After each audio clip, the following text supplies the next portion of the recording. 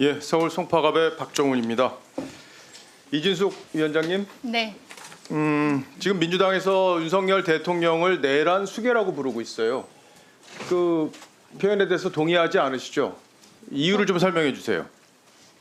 국회의원들은 국회 내에서 면책 특권을 가지기 때문에 그렇게 표현하는 걸로 알고 있습니다만 내란이라는 부분은 지금 법적 절차를 거치고 있고 확정적이 아니기 때문에 제 개인적인 의견으로는 맞지 않는다고 생각합니다. 예. 12.3 계엄 이것이 그러니까 정확한 이게 표현이라고 법률적으로 내란죄가 확정되지 않았기 때문에 내란 수괴란 표현을 현직 대통령에게 쓰는 건 맞지 않다 이런 취지의 말씀이시죠? 그렇습니다. 예, 저도 계엄이 잘못됐다고 생각합니다. 그리고 역사에 다시 반복돼서는 안 된다는 입장을 꾸준히 밝혀왔습니다. 그런데도 지금 민주당이 이렇게 내란 수괴라고 단정적으로 부르는 것에는 절대 동의할 수 없다고 생각합니다. 만약에 그런 논리라면 이재명 대표는요 법카 유용범입니다. 그렇죠? 같은 논리로 보면 그렇겠죠? 그리고 제3자 뇌물법 위반범이죠. 그리고 선거법 위반범이기도 하고 위증교사범이기도 합니다. 그리고 북한을 이롭게 한 이적 행위자이기도 하죠. 그죠? 북한의 쌍방울 통해서 돈 보냈잖아요. 그거에 대해서 기소됐으니까 그걸 확정적 범죄로 본다면 북한 유엔 제재에 대한 위반범 이렇게도 부를 수 있죠. 답변해 보세요. 예, 저도 그렇게 생각합니다. 만약에 윤석열 대통령을 내란 우두머리라고 이야기한다면 이재명 대표에 대해서도 허위 사실 유포범 또는 대북 불법 송금범 이렇게 부를 수 있다고 생각합니다. 예, 이미 뭐 음주운전범, 검사 사칭범, 특수공무집행 방해범, 선거법 위반범 이미 범죄 경력이 4개나 있어요.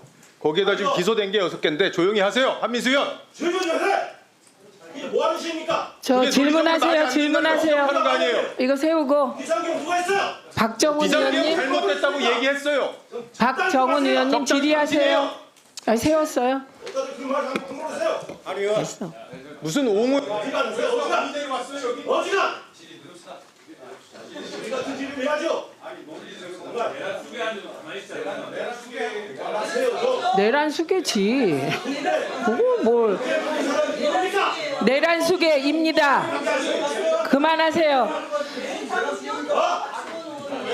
자, 여러분. 아니 잠깐만 계세요. 저기 잠깐만요. 박정훈 의원 질의 시간입니다. 네? 세우고 있어. 이미 세웠어요.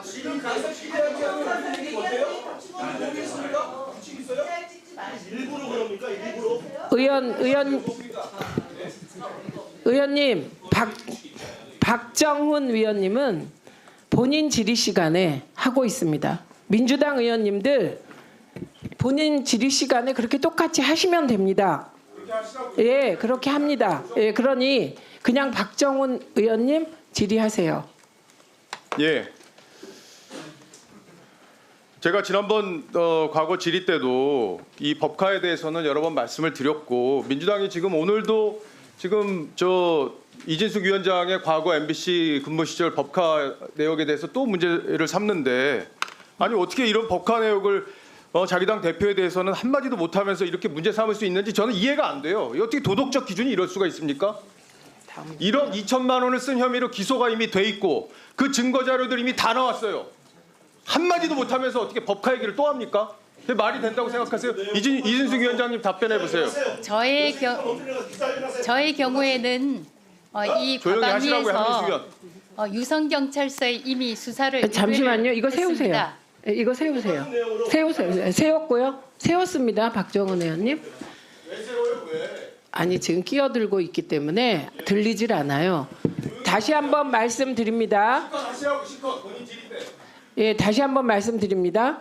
박정훈 의원님 질의 시간이기 때문에 박정훈 의원 질의하세요. 그거만 얘기하세요. 그 똑같은 내용 면책 특권 안 되냐고 기자회견 나왔어요. 똑같이.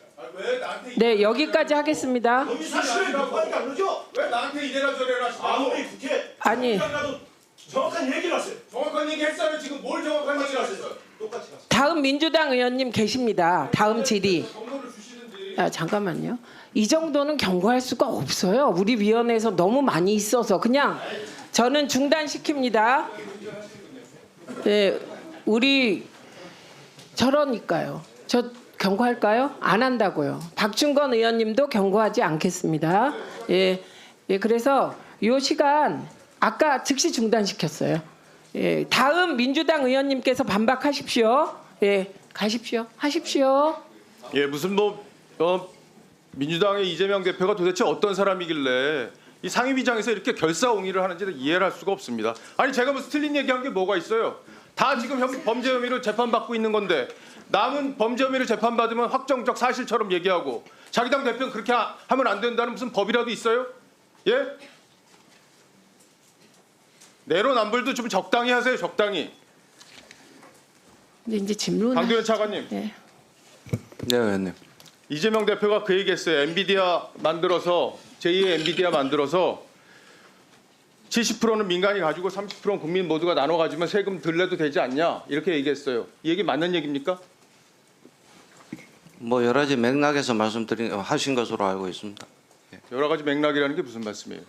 예를 들어서 뭐 가능하냐고요 그런 게 현실적으로. 사실은 TSMC도 대만의 정부가 출자했던 부분으로 시작했던 부분이 있는 부분이 있고요. 그래서 여러 가지 상황에 있어서 가능하다 이 얘기죠?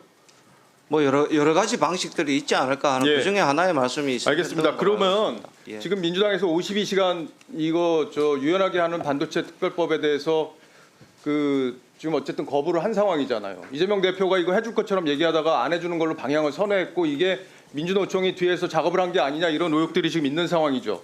52시간 제도 이거 없이 제2의 엔비디아 가능합니까? 정부 입장은 이미 여러 군데에서 말씀드린 걸로 하여튼 정부 전체 입장에서 산자위에서도 말씀드렸고 저희도 AI 분야의 반도체 분야에 대해서는 좀 유연한 노동 시간을 좀 가져야 되지 않겠냐라는 게 사실 정부의 입장입니다. 저희 입장뿐만이 아니고. 그러니까 엔비디아 같은 세계적인 기업을 만들려면 그게 말이 쉽지. 세계 최고의 지금 반도체 기업 아닙니까? 그런데 그런 기업을 지금 현재 노동시간 시스템에서 가능하냐 이거예요. 정부의 입장 그동안에 밝혀온 거 말고 엔비디아의 제2의 엔비디아를 한국에 만들려면 그런 현재의 제도로 가능하냐는 말씀을 여쭙는 거예요. 저희는 노동의 유연성이 좀 필요하다고 판단합니다. 반도체나 AI 분야에 대해서. 그게 불가능하다는 거죠, 현실적으로. 아니, 노동의 유연성이 필요하고 거기에 대해 조금 더 탄력적으로 운영해 주신다면 예. 오히려 많은 그 경쟁력을 갖고 있지 않을까 이렇게 생각합니다. 그 이재용 소카 회장이 어제 얘기한 거 혹시 보셨습니까? 예, 뉴스 통해서 잠시 들었습니다. 예, 거기서 그런 지적을 했어요. 이 타다금지법 민주당이 5년 전에 만들어가지고 혁신을 하지 못하도록 이 박홍근 의원이 대표 발의한 법안인데 이렇게 해가지고 혁신 기업이 나오지 못하도록 민주당이 만들어 놓고 그것도 반성 한마디 없이 어떻게 이렇게 제2의 엔비디아를 만들어서 국민한테 주식을 나눠주자는 얘기를 할 수 있냐. 이 말뜻을 가만히 보면 전형적으로 선거 전에 있는 포퓰리즘적인 얘기다. 저는 그렇게 판단이 되는데 어떻게 보세요? 공직자가 이렇게 여야에 이런 말씀을 주셨을 때 답변하기가 참 곤란한데요. 예, 하세요. 소신껏 말씀하세요. 일단 혁신적인 문제에 있어서는 혁신이 계속 필요하다고 생각합니다. 그런 점에서 여러 가지 이야기들이 있을 수 있고 또 혁신적 모델을 개발하고 그럼 우리나라의 혁신이 좀 부족한 부분은 사실이고 여러 가지 제도 개선이 필요하다고 생각합니다. 예. 성환이 사무총장님. 예. 네. 정치인들이랑 통화하세요? 정치인들하고 상임위 위원장과 양당 간사하고는 통화한 적이 있습니다. 예. 그러면 김세환 전 사무총장이 2022년 3월, 6월 이때 대선하고 지방선거 있을 때죠. 이때 정치인들하고 통화한 거 본인이 인정한 거 알고 계시죠? 누구랑 통화했는지 혹시 들으셨어요? 전혀 그 부분은 뭐 본인의 그러니까 언론에 나온 거에 의하면 뭐 선거구 획정 문제로 통화했다고 얘기한 걸로 알고 있습니다. 선거구 획정 문제로. 네. 선거구 획정 문제로 통화할 만한 그 이유가 된다고 보십니까? 뭐 지금 현재 체제로는 총장이 그 선거구 획정 그 위원회의 업무를 담당하지 않습니다. 지금은 차장이 그렇죠. 선거구를 근데 담당하기 왜 때문에 전화도 이게 본인 명의가 아니고 선관위 명의였고 이걸 또 나중에 다 포렌식해서 집에 가져갔다가 포렌식해서 갖다 냈잖아요. 네, 그 부분 그럴 이유가 있어요? 아니 그 부분 자체가 저도 이해가 안 갑니다. 그 부분은 기본적으로 잘못된 거라고 저는 생각하고 있습니다.